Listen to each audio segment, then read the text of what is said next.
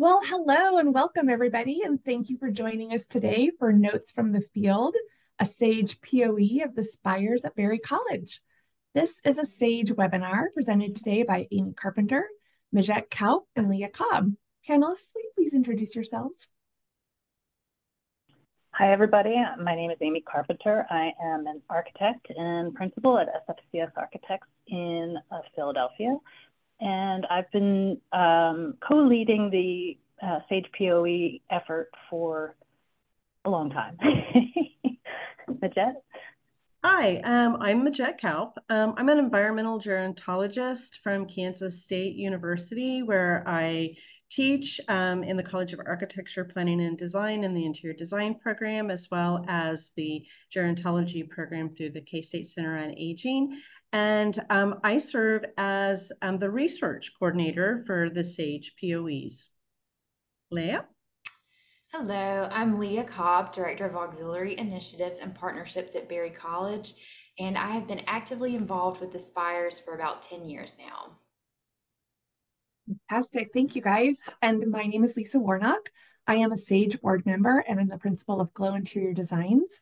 I was also fortunate enough to have participated in this POE, so it's my pleasure to be moderating this webinar session today. Not familiar with SAGE, just a quick word about us. We are the Society for the Advancement of Gerontological Environments. Quite a mouthful. We're a membership-based organization representing and promoting collaboration between all disciplines in the senior living industry. SAGE is really pleased to be able to present these AIA-approved webinars every month. Careful planning of educational content presented by fellow colleagues in our professional field hopefully gives you some great educational content, and with any luck, maybe you learn a little something every month from us. There is a cost to register these webinars for AIA certification, and that cost is largely covered by our organization's membership dues. The webinars are free to SAGE members, though, so if you like what you see in here today and are not yet a member, please do consider visiting our website, sagefederation.org, for information about registering and joining us. We'd love to have you. You will be muted during this webinar, and you will have the option to type in any questions you have by clicking the Q&A button at the top of your screen. We're going to hold off answering those until the conclusion of the session, if time allows. So please keep your questions relevant to the topic being discussed, and if we cannot get to your questions by the end of the hour, we're going to hang on a little longer if we need to finish those questions, and then we will make sure that those are included in the webinar video that we will be sending out afterwards for those that requested it. SAGE is an AIA-approved provider, and participants in this course are eligible for one AIA learning unit. Please note you must be registered and logged into the webinar to receive this credit or a certificate of completion. Also, please do make sure that the name you use to log into the webinar corresponds with the name you use for registration. SAGE will report your credits earned by course attendees to AIA CES and will provide certificates of completion within 1 week if requested. If you did not enter your member number or request a certificate of completion when you were registering, please email info@sagefederation.org. And the information provided today, as a reminder, is protected by copyright. We are required to remind you of our course description. I'm not going to read it, but you can have a little glance here. And our learning objectives of today are also up on the screen for your perusing pleasure. Without further ado, I'm going to hand the presentation over to our panelists who are going to get us started. Thank you. Excellent. Thank you, Lisa. So welcome to the Spires at Berry College and the 2024 SAGE POE. This POE was made possible through the generous support and partnership with Target. At this time, I would like to introduce Sandy Sorcy, the Director of Healthcare and Senior Living, to say a few words. Sandy? Thank you, Migette. Appreciate that. As the Director of Segment Strategy for Healthcare and Senior Living for Target, we recognize that aging well is about a sense of purpose and place, engagement, human connections, and belonging, and that the senior living communities are homes, where every element incorporated into the design encourages mobility and embraces vitality and wellness. evidencing the impact of interior finishes on fostering health and safety. And evidence-based design supports how the physical environment can impact the resident and the care team's experience in tandem with their outcomes and health, safety, and well-being. And evidence-based design, as we recognize, is integral to the design decision-making process. Owners, operators, architects, and designers, we all have a financial responsibility to ensure that the capital investment achieves a number of financial objectives and that the design decisions are improving the occupants' lives. And this is why we all embrace the principles of evidence-based design. And a post-occupancy evaluation, or a POE, is critical to building that knowledge base on how the occupants interact with the built environment, how the design intent supports the physical, emotional, mental, and spiritual needs of the residents, the caregivers, the staff, and the family members. And it's really important that we all learn what I like to say is the good, the bad, the ugly, right? The beauty of this is this was a university-based retirement community, and this URC provides primary access to advanced educational opportunities for continued learning. And you'll hear that from Leah today. And if we look at the website for the Spires at Berry College, it states senior living like you've never seen before. And seeing this community firsthand, I cannot think of a more fitting statement. And they also share a time to grow and flourish, to enjoy and appreciate that this is the time of life that should be spent in an equally special place. And I have to tell you, this is the essence of the Spires at Berry College. Now, as a global flooring manufacturer, Tarkett leads with solutions that deliver our promise to be the supplier of choice. Our flooring is not installed at the Spires, but that didn't matter. We recognized that this partnership with Sage was a unique opportunity to listen and learn, and to use these findings as an integral component of how we focus on who we become, because we are guided by the principles of evidence-based design. And we understand that flooring is more than a design feature. It is a key contributor to physical health and safety. And we make our product and design decisions based on credible research to achieve the best outcomes and ensure the well-being of those who walk on our floors. But most importantly, our support for Sage in conducting this POE, it was meaningful, it was impactful, it was purposeful, and it was collaborative. The site evaluation was an amazing process that allowed us all to engage in this shared opportunity. And today's insights are going to inform the knowledge base across a lot of different layers and levels here, reinforcing this shared mission. And that's why we at Tarkett, we're really eager to partner, as one of our core values is to listen and learn and help create solutions. So it was a true pleasure to meet and work with the Sage team, the Faulkner Design Group, THW Design, the Spires, and Berry College to learn about this truly exceptional URC. And we extend our heartfelt gratitude to the partnership that we have with Sage, with this POE team, for being a like-minded partner, because together we know we will be able to meet the ever-changing needs, drive insights and innovation with a deep human understanding for enhancing people's lives. And that is why each of us on this call today does what we do, because it's our passion and it drives us every day. So with that, let's get started. Thank you so much, Sandy, for Tarkett and your engagement in this process. It was, you're right, phenomenal. So let's jump in just a little bit and talk briefly about the history of the Sage POE. For those of you who are not aware or have experience with post-occupancy evaluations, a POE is the process of evaluating a building in use. And Sage has been conducting POEs for 25 years. There's lots of levels that can be conducted for a POE. We use an indicative level, which is a one-day walkthrough with interviews of staff and residents. And this is the team. So Amy and I have introduced ourselves, and Lisa mentioned she was also part of our team, as was Sandy. We were also joined by Tammy Sealer, CFO at Emmanuel, and Andrew Carl, who's an architect with Carl Consulting. And we'd also like to give a shout out to Margaret Bartholomew from Tarkett, who also joined us for the day. How are these POEs selected in this process? We start first with identifying a site that has been recognized for its excellence through the Environments for Aging Design Showcase. So in essence, we are targeting work that's already been peer reviewed. We are looking for projects that have clearly stated programmatic design goals and hopefully some unique design features that we can see and then share with others who would like to know how these approaches are working out.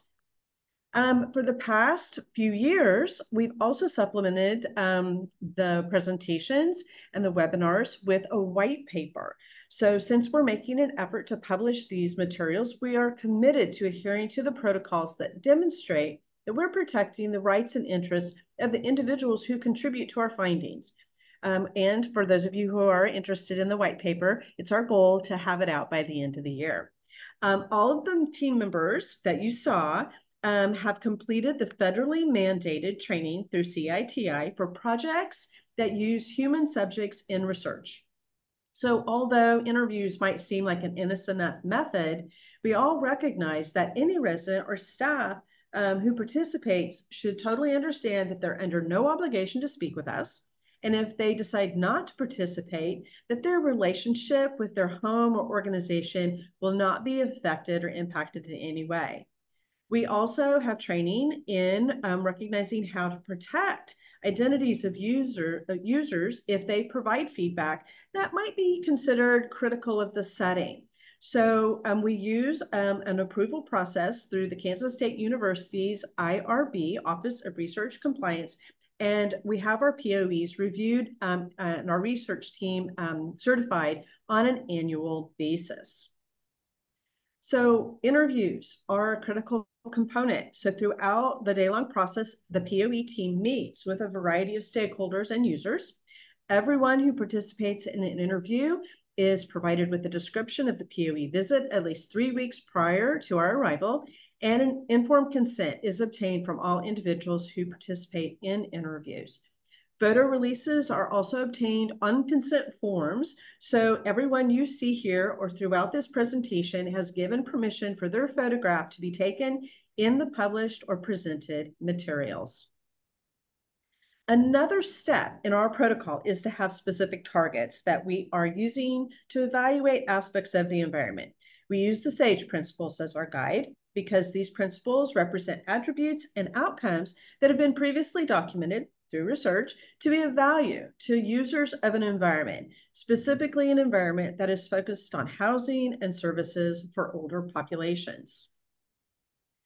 As Sandy mentioned, the design team was made up of Faulkner Design Group and THW Design, and we are abundantly grateful to these design team members who hosted us, answered questions, and assisted us in understanding the context of the project and helping us get a feel for what was going on through the entire sequence of design through execution. So again, big shout out to Stacy Peters, Nicole Hill, and Ken Kite, who were so helpful during the day. So let's start by introducing you to a little bit about Berry College. Berry is a small private college based in Rome, Georgia. It was started in 1902 with the original goal to educate the Appalachian children and prepare them for life. Even today, around 70% of students participate in a work-study program, gaining hands-on career skills while in school. And now I'm going to turn this over to Leah, who's going to tell you a little bit more about how that becomes an integral component of the Spires and the Berry relationship. Leah? Thanks, Migette. So as mentioned, Berry has quite a bit of land, and in 2007, the Real Estate Committee of the Board of Trustees for Berry thought through the idea of using some of that land to house a continuing care community. Unfortunately, before we got too far down the road, 2008 and the financial crisis tabled all thoughts of a construction project like the Spires. The idea lingered for quite some time though, and a few years later, the idea was revisited and stuck. The Berry board agreed that a community like this really aligned with the college's mission and supported the creation of a separate 501c3, Lavender Mountain Senior Living. Over the next 5 years, we engaged Greenbrier Development and Greenbrier Senior Living, as well as our wonderful construction and design teams, and opened the doors to our first resident on June 1st, 2020. Throughout the development process, we joked about how fortunate we were not to open during a financial crisis, and all the while, unbeknownst to us, we were scheduling ourselves to open at the start of a global pandemic, which was a little bit of a curveball, but truth be told, it worked out as well as we could have hoped for. So we were very pleased with the timeline.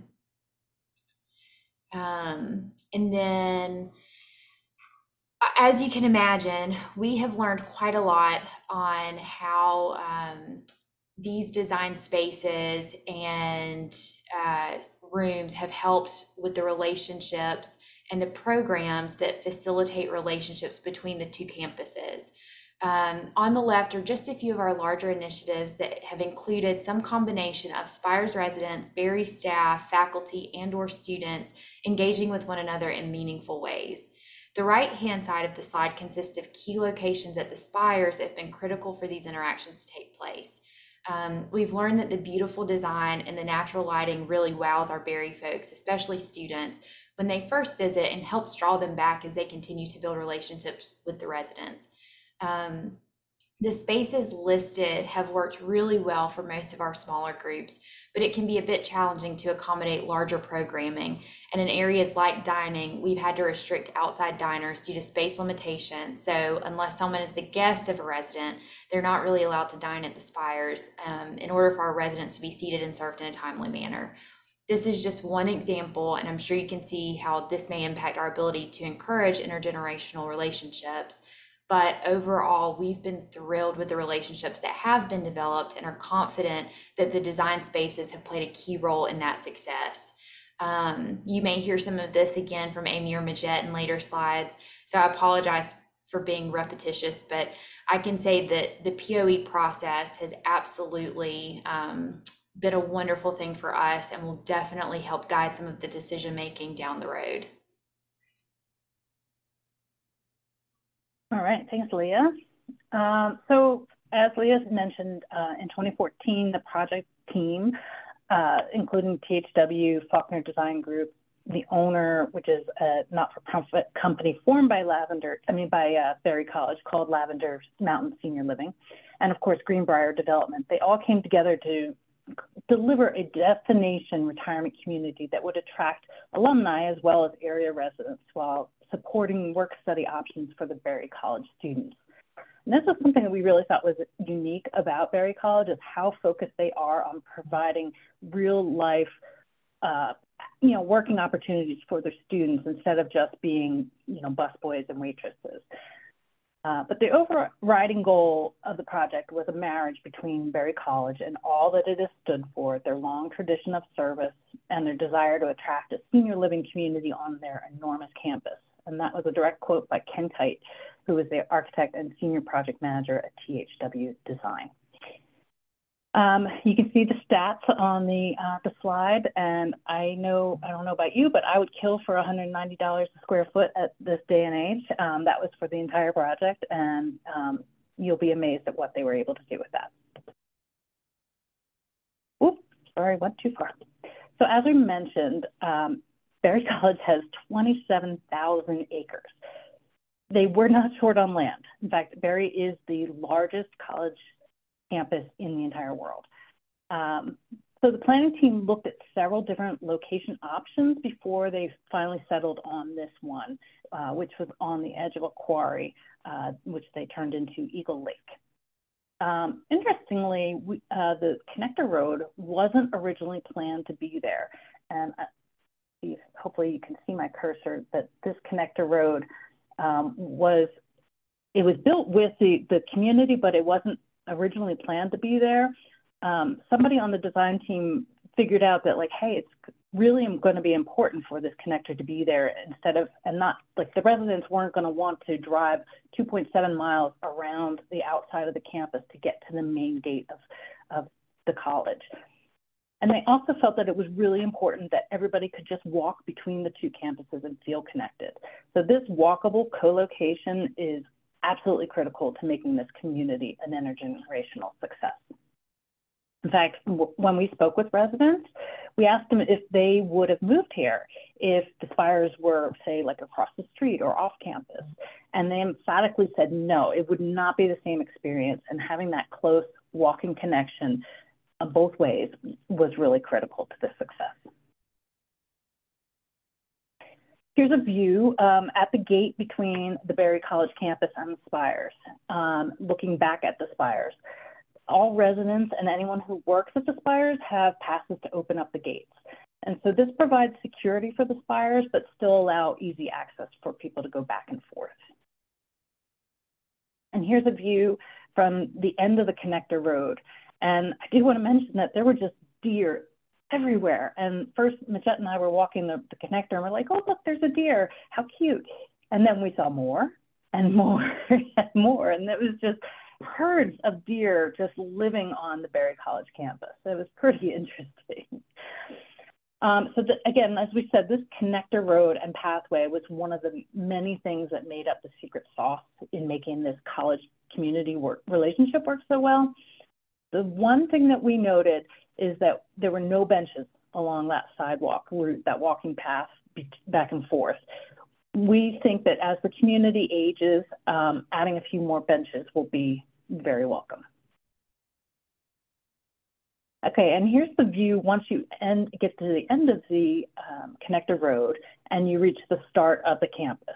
The sidewalk just kind of ends and you're in the middle of nowhere and you're not quite sure where you want to go. We just kind of wished that there was more of a sense of arrival or something that like even a sidewalk that connected back so you didn't have to walk in the road.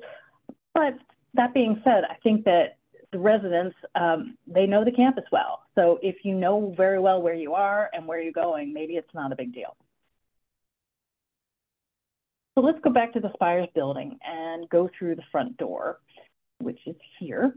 I do want to mention that there are no dedicated classrooms or other academic focus spaces here like you might find at some other college-related communities.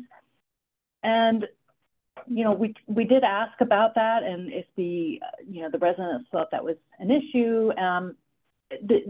Since they didn't know any different, maybe that they couldn't really say. But as Leah alluded to, there are some space constraints that are unfortunate. That they wish that they had a few more of those types of flexible spaces they could use for that. All right. So in this photo, again, hopefully you can see my cursor. In the foreground is the healthcare entrance. Then working my way to the left, the Mount Berry room is their multi-purpose room, which is with all these large windows. And then they have the main entrance here. And then the pool building is beyond. And you can see the apartment buildings connected to the clubhouse. And then in the back is a building that they call the Lodge. It's basically a small, like, hybrid building, an apartment building. So this is the view that you get upon walking through the front door, the main entrance. And the design team spoke about feeling strongly about being able to walk in the front door and see straight through the lobby out to the lake to really highlight that indoor-outdoor connection. They really wanted to start setting up the feeling of transparency and connection that permeates through all of the common spaces that are adjacent to the lobby. The interesting thing that we found was that there was no way to actually get outside from the lobby space. We felt that that may have strengthened the indoor-outdoor connection they were trying to go for if you could actually walk out that back wall of glass. The other issue in the lobby was that there was a really bad sun glare issue. Certainly this could be mitigated by motorized blinds, and we would certainly strongly encourage that they add these. To the right of the lobby, we have the bar lounge area. Now, again, there's no way to get out directly onto the lovely covered porch that is right outside through here. We felt that if there were some double doors that could have been added, it would have enabled a much stronger indoor-outdoor connection and made the porch much more usable and perhaps better used. Although we also heard that the sun, especially in the evenings, is really too strong and it creates an uncomfortable glare for sitting out on that porch. So we would suggest that maybe a simple screen on the western edge over here, or maybe just some outdoor curtains might really help this situation and provide a little bit less sun. There we go. All that being said, though, the bar is very, very popular. The residents moved all the chairs and formed a circle of the chairs, and that circle stays there all the time. They call the seating grouping the circle of friends. And they said it's not an exclusive thing like you have your assigned seat and nobody else can come in. They allow people to come and go, and it's just very welcoming for all. Interestingly, I felt this was interesting that Berry College is a dry campus. So I think it speaks well for the developer and owner to allow the Spires residents to have that choice to drink. But I know that we heard from some of the interviews that the students come in and they're like, oh my God, there's a bar here. They were excited. To the left of the main lobby are the dining rooms. And these are contiguous and intended to have different feels. The first area is the casual dining area.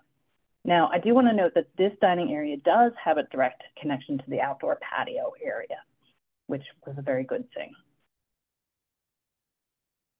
Adjacent to that is a very well appointed private dining room, and I particularly thought the chandelier was especially cool. I think I'd want to put fingerprints all over all those glass bulbs. So. This is, sorry, this slide is out of place, but this is the casual dining area, again, looking towards the private dining room off to the right-hand side. And then on the other side of the private dining room, we get to the formal dining. And there was this very nice three-sided banquette in the center. And while we did hear that this got used, the residents wanted space for larger group tables, and they kind of felt that this three-sided banquette took up a little bit too much space. And here's another view of that space. Another interesting thing was that the residents demanded a salad bar, which wasn't originally planned. So they added a makeshift one in one area of the dining room that was kind of like a little freestanding alcove. Unfortunately, we didn't think that this salad bar was a good look, and we didn't think it functioned very well. And because of the kitchen entry in this area and the salad bar, the carpet in this space is very dirty and beat up. I think maybe if they changed out to another flooring type here, that would help a lot. But again, this was something that was an afterthought, was not originally designed in. Next is an area on the plan that's marked grill, and this was intended to be a bistro. And the side of it that you see here still does act as a coffee counter and a place to grab a muffin or a snack at any time. But the rest of the area was meant to cook a bistro menu to order. It was supposed to have a pizza oven, I think, and be able to cook burgers. But for some reason, the operations staff decided to take it over and turned it into the area where they cook all the meals for healthcare. And because it's an open kitchen, it's not really the look that you want to, it's not something you want to look at. And it seemed odd to us that either the kitchen wasn't planned properly or something just changed in the operational side. So let's talk about some of the big successes and some of the things that made this project arguably the most successful college-based retirement community in the U.S. First, I do want to call out the artwork package. It was very, very well done and a lot of commissioned pieces. We really liked the Veterans Wall, which you see here on the right, and it was organized with imagery in vertical rows of each branch of service. And one of the things that we really liked is they have pictures of residents that served in each branch that live in the Spires. And on Veterans Day, they actually had the residents set up tables with some of their memorabilia, and the students came in and talked to them about their service and what they did and some of their stories. And I think that's a great opportunity, and it could be done in any community, but just allowing the residents and the service members to tell their stories. They don't often share it, even with their own families, but it was a nice way to link the students and have the students get to learn more about the residents. Strange as it sounds, COVID actually played a very positive role for the Spires. As Leah mentioned, the building opened in June of 2020, and because of COVID, the move-ins were much slower than usual. But that gave the staff a lot of time to work out the bugs and the kinks and figure out how they were going to operate this building. Also, the staff and the residents kind of felt like they were in a bubble, and they created a pod all together, and they grew closer, and everyone felt that really helped incubate the culture of the Spires. Early residents got to know each other really well, and they had to rely on each other to determine activities and how things were going to go. And then any new residents that were brought in were quickly brought up to speed on the culture. Now, one of the other things is that the student-resident relationship at the Spires and Berry College is very, very strong. We heard so many stories about the residents attending sporting events, both home and away games. And one couple even adopted the women's basketball team and brings them over, makes them dinner after every single win. We heard a story by the CFO who was saying that him and his wife were watching a men's basketball game, and a student came over to sit with them, a resident came over to sit with them, and then at the end of the game, the CFO was picking up to leave, and the resident said, "Oh, are you leaving? That's great, because I wanted to go over and sit with my pickleball partner, who was a student." So the residents are forming these bonds with students in ways that I don't think anybody could have predicted. There's a senior scholars program, which is very robust and well attended.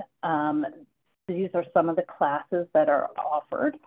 They also have kinder music classes held at the Spires, both in the main part of the building as well as in the healthcare building. And we heard tales of the residents being very bold and going and knocking on professors' doors and just, arm wrestling them into giving lectures at the Spires. And they proudly said, so far, no one has said no. Berry College also has a preschool, elementary, and middle school on their campus. So they serve up to 8th grade on the campus. And this helps not only with the intergenerational aspect of the Spires campus, but also provides so many learning opportunities and opportunities for cross-programming and volunteering. So they have residents who were former teachers that are going over and still volunteering. And really, quite frankly, Leah is a huge, huge part of the secret sauce that makes the Spires what it is. Leah was a student during the design and construction of the project. She was working with the finance team as a student, and she was involved from the very beginning. And now, I guess after the construction, they hired her, and she keeps up that strong connection between the college and the Spires. And basically, if anybody comes to her with an idea of a connection between residents and the students or the professors, she just finds a way to make it work. And that's a big part of why this is such a great place. All right, let's dive into some of the lessons learned here. One thing that was interesting that the Spires found that they attracted a much higher number of couples than expected. So that does lead to some of the space challenges that I think they're feeling in the dining room and the multi-purpose rooms. I also think that the Spires has a much younger population than many communities do. I mean, I think part of that is the Berry factor and how connected the campus is to the Spires. But, maybe some of it is also that, the residents were looking for this kind of academic setting. Now, the fitness center, they intentionally doubled the size of the fitness room during design, but then had to cut it back a little bit during a value engineering exercise. We'll talk more about value engineering later. But the gym space that you see here is currently about 800 square feet, but it's still not really large enough. And what I want all designers to think about is the focus on wellness that today's residents have and how important that is in creating as much space as possible. I do want to point out the images on the wall on the left side there. These are all images from Berry College's archives, and it represents every sport that the college has, every sports team that the college has. Berry College was very open and told the design team at Faulkner that they could have access to all of their archives of all photographs across the years, which led them to be able to create a lot of really specific artwork. The aerobics room is that you see on the left now is about 1,000 square feet, and that does seem to function very well. They hold several classes a day there, and it seems like it was very well attended. The pool that you see on the far right is a saltwater pool, and it gets a very good amount of use. In fact, I saw on the 2 days that we were there, I saw an assisted living resident being escorted down with a companion to go swimming in the pool, which is wonderful. And this is also the first community I've seen that had such a heavy amount of bikes and bike riders. I know we often have to put in bike racks if we're trying to meet LEED standards, but they're actually being used here. And while we were wrapping up our meeting, the executive director pointed out a gentleman riding a 10-speed bike going by the windows of the room we were in, and he was 101 years old, and he looked great. But I think because Berry College has 27,000 acres and an extensive trail network, the residents are taking full advantage of those trails as well as other fitness and recreational activities. The one thing that we did feel is that wayfinding was an issue. And yes, there were many landmark art pieces that really helped, like this one. This one piece in particular had some moss in it, which was actually very, very tactile, and it was really pretty cool. But for the most part, we felt that the wayfinding strategies fell a little flat. As I mentioned, the design team drew on the large photo archive that Berry College has, and they used different images to try to assist with the wayfinding. But the unfortunate thing was having these large lamps right in front of the pictures on the same exact piece of furniture with the same flooring and the same wall color. This is, an elevator lobby. The pictures just don't have a chance of providing the needed cueing. The finishes throughout the building were certainly upscale and provided a really warm and welcoming, hospitality-focused environment. There were some areas that we thought could have used a little bit more attention. And here, for example, in this image is where we felt the contrast was a little too much between the floor materials.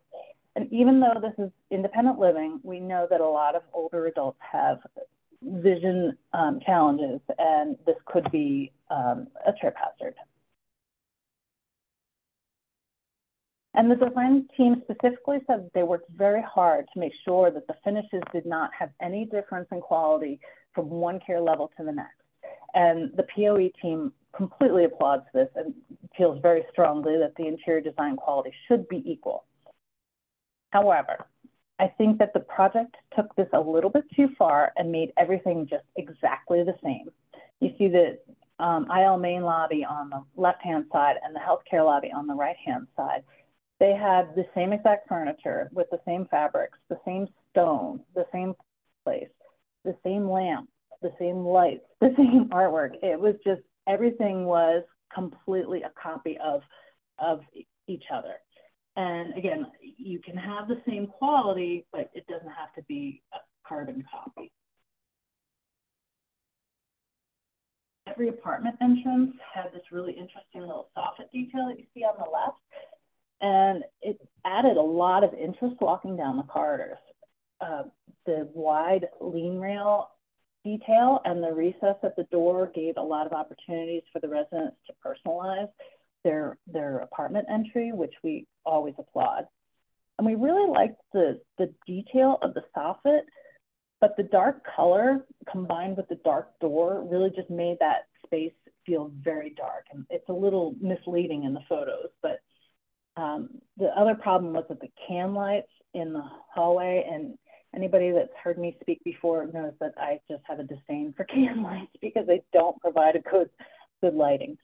But we think that if they had just simply added a small little puck light, a small LED light in the soffit, that would have really helped lighten up the hallway and especially lighten up these entryways, and would have made a big difference.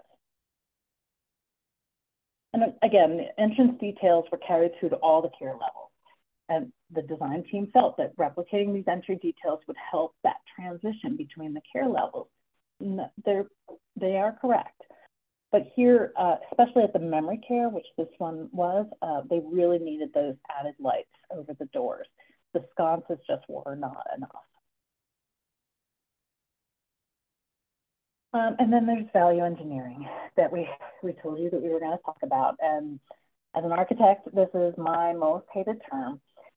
But the way construction pricing has been going, every project has to make hard decisions to meet the budget. And this project was no different. There were several budget choices that were evident and were noticed, even by the residents that we spoke with. Perhaps one of the biggest things that they cut out was any shade structures that were planned for the lake side of the common space that you see here in this image. And this makes the spaces harder to use in the hot Georgia weather. And it's also caused some sun problems. I think it's added to the sun glare issue inside the common spaces as well. And the thought from the, talking to the Berry College staff, they thought that they could just add them in a few years. But now that they're trying to add those shade structures, the apartment residents are fighting against that because they will lose their views. So it's a hard situation. The landscaping budget was also significantly cut, but as the executive director, Laurie, said, maybe that's a good thing because nothing grows in this soil. Another consequence of the budget cuts was the weight of the carpet was reduced and likely the backing type was changed as well. And as a result, there was a lot of places that we saw significant unraveling of the carpet edge. There were also a lot of installation issues noted with the carpet, and the design team believes that this was because a residential carpet installer was used instead of a commercial carpet installer. And so this is an area that should not be skimped on for sure, but design teams need to pay attention to even the subs that are chosen. And then again, this is just an overview of the common space, and I'm going to turn it over to Migette for some concluding thoughts. Thank you, Amy.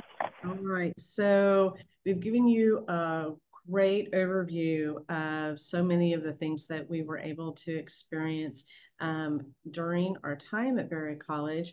And so as we step back, and we said, okay, what are some of the big takeaways from this POE? As Leah mentioned, one of the things that we thought would be a really great next programming addition would be to get the opportunity for students and visitors to be able to engage in the dining experience. We think that they could open this up, especially for students who are coming over from campus, if they have some work scheduled over there and or they're coming over to study in between classes, if they could stay for a meal and still be able to maybe even use some of their student meal pass opportunities for that could be a great way to encourage a little bit more interaction. Again, as we noted, the value engineering is something that no project, absolutely no project gets away without having to make some of those tough calls. But we all know that it has repercussions. And if there's anything that we can do for each other as a design community, it is to share the lessons learned so that the next time someone has to make a value engineering decision, they can weigh the, okay, we're going to end up paying for this probably in some way later on. So do we pay for it now or do we pay for it later? And again, did this community know that they would be, replacing the carpet the way they're probably faced with right now within 3 years? Probably not. But again, some of the things Amy pointed out with regard to the choices about the installation decisions probably had a factor in some of that. Third, while we applaud the design team for focusing on the high quality level between, or high, the materiality and the levels between the care levels, again, I think that was the one thing that many of us walked away saying, the wayfinding implications for that were probably something that was an unintended consequence. And, but that's something that as the, decisions about ongoing maintenance and refurbishment, change outs of specific items, that's something that can be modified and improved on as Spires at Berry College continues to just manage their property. But it's, again, something that when you're thinking about your own project, to really take some critical assessments of key decision-making points in circulation and ask yourself, are residents, visitors, and staff going to be able to begin to intuitively know this environment with and without deliberate signage? Are we doing things through the design that help people find their way?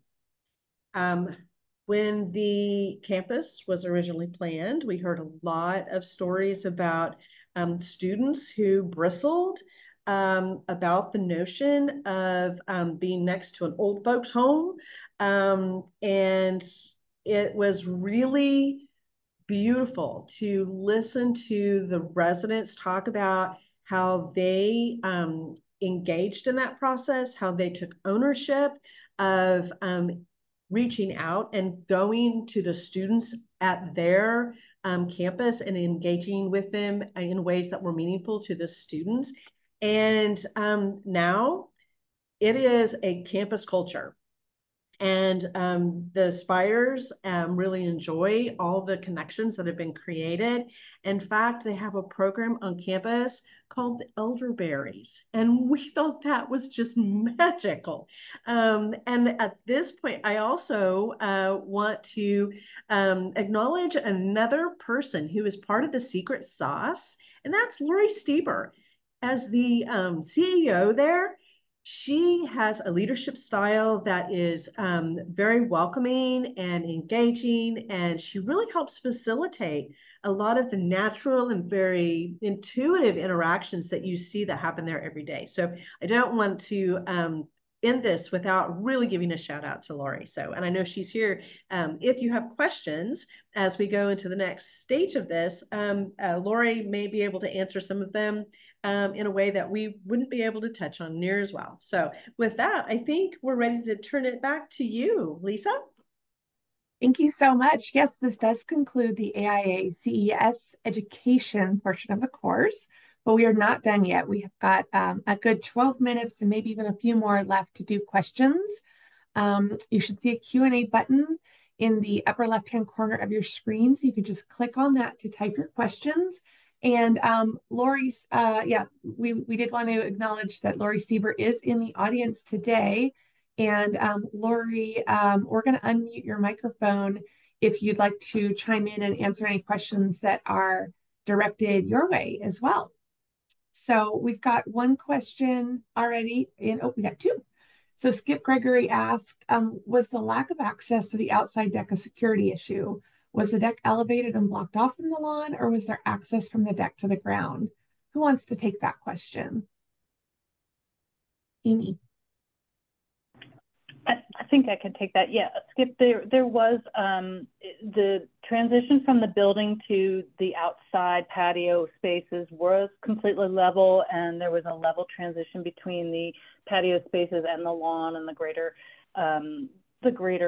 grounds. So there was no issue there. I think I don't know, what led to the decisions, but maybe that's something again that they can consider for the future. Thank you. Yeah. And then Alex Ogilvie asked, thanks for the presentation. Were there any comments related to acoustic quality, particularly in the dining areas? I do remember that coming up.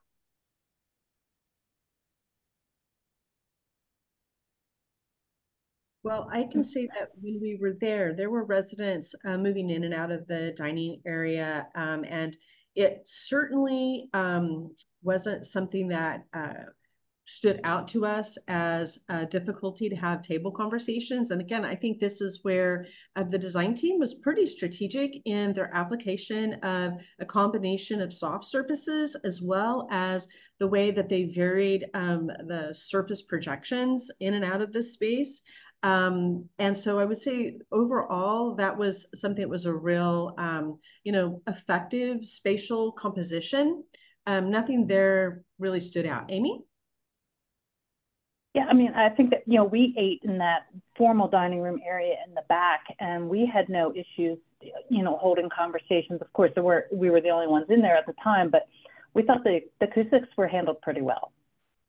Yeah, we did specifically ask a few residents about their acoustic comfort as well, and everybody reported feeling really comfortable with the acoustics that we asked.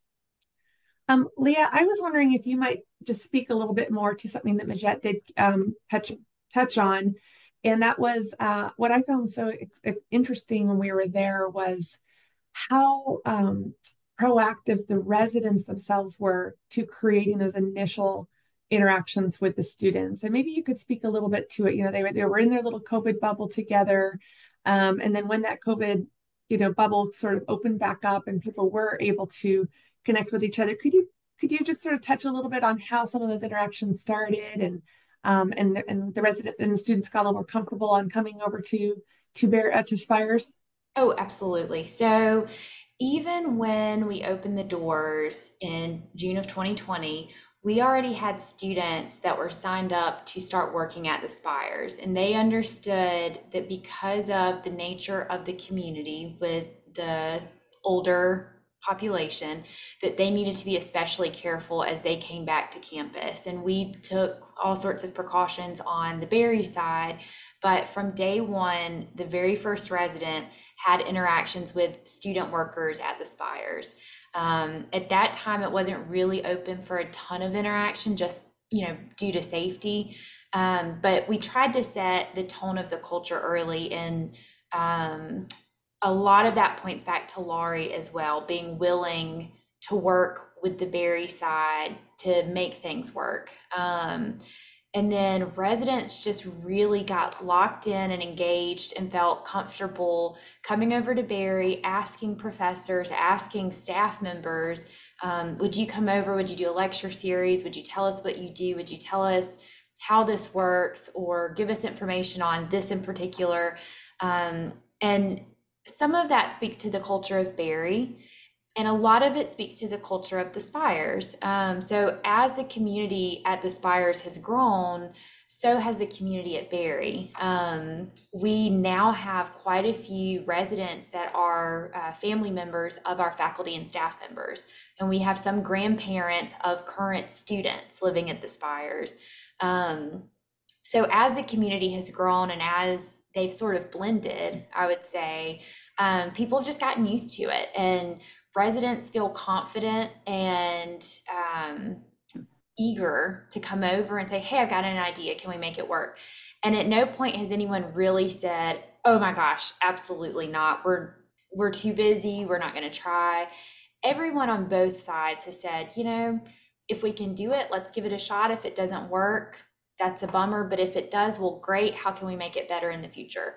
So I think just having a willingness from both the college side and the administrative side at the Spires has really helped empower the residents. And now that the students realize how cool some of the residents are, they're so eager to go over there and say, hey, I made an A on my paper, or hey, I've got this thing coming up. Would you come watch my dance recital? So, I mean, there's not a program on campus at this point that residents are not attending. Maybe not every resident, but a significant number. So it's been so cool to see how the communities have just really blended and become one. So yeah, I agree. It was my heart came back so full from this POE, and just watching that just that true love that the residents and the students seemed to have fostered for each other was amazing. And Lori, the executive director, she was talking a little bit about how they had the students wanted to work on Spires campus more than any other place that they could do their work share.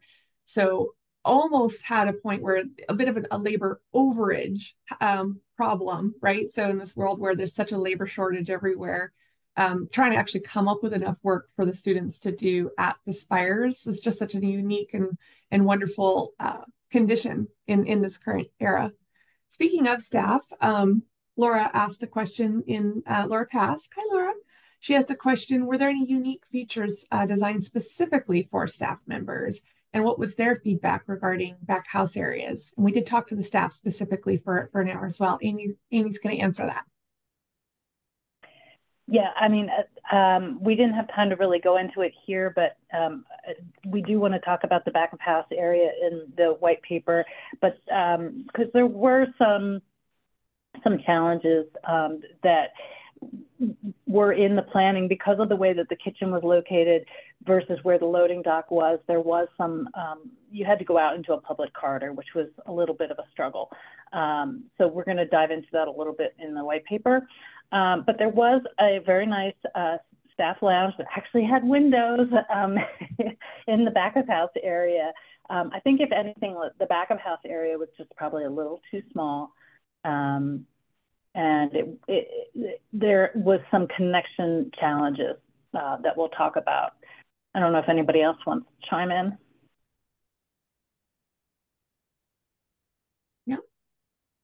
Yeah, no, that was perfect. Skip Gregory asked a follow-up question to the concern you brought up, Amy, about the egress locking arrangement. He said, what were the egress locking arrangements in the different areas of the building? And this might be a question that Lori Stieber might chime in on as well, because we might not know the answer to that ourselves. Lori, do you want to chime in on that one? Sure, be glad to. Yes, there's some interesting egress spots, like when you leave from the back with your food from the dining room, you have to go through memory care to get to an internal elevator to get to the rest of the healthcare building. So that person who's doing that must be very careful with the memory care residents, because they like to find ways to go visit other areas in the neighborhood and in the community. So you have to really be paying attention. So we don't love that so much, that you have everything for every piece of dining in the healthcare building, which is 4 floors, has to go through memory care. There is an internal elevator so you're not, as a visitor, you're not riding an elevator with the food, which is nice. We like that part, but having to go through memory care is not a favorite. So that's probably, to me, the biggest problem we have with the egress with, back of the house items right there. Thank you. But Lori, do you have special locking on the doors of like the assisted living, nursing, or memory care areas, like so that residents can't get into the stair towers or to the elevators or anything like that? Correct. Yes. You have to have a key fob that only staff have to get into that internal elevator or out into the stairwells, or out of memory care, obviously. But yes, you have to have a key fob, and all staff has those.